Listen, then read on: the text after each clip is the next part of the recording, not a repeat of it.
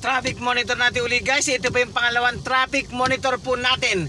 Nandito na po tayo ngayon sa loob ng Marikina at nandito po tayo sa eksaktong tulay.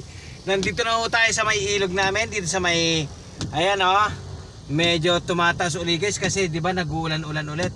Ayan, pero hindi naman ganun kaano. Medyo panatag pa kami pagka mga ganyan lang ang ilog. Ngayon guys, yung pangalawang traffic monitor po natin.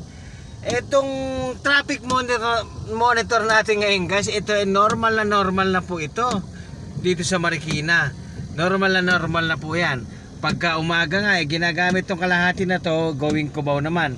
Ngayon pagka hapon naman, yung ginagamit naman yung kabila naman, yung papuntang Marikina naman.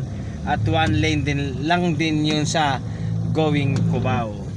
Nabubulol ako, pasensya na po kayo ha. Hindi po mahirap, hindi po madali mag traffic monitor pagka ganito nabubulol ka. Ayan po, yan po pangalawang traffic monitor natin guys. Ito po si Bongski, ang pinakamaingay na vlogger guys. Thank you guys, thank you for watching po. Parang Friday ang araw. Traffic. Pero normal na yan sa Marikina.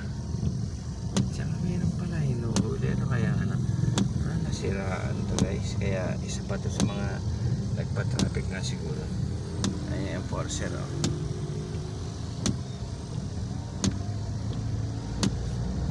maluwag na dito. Thank you guys, thank you for watching po.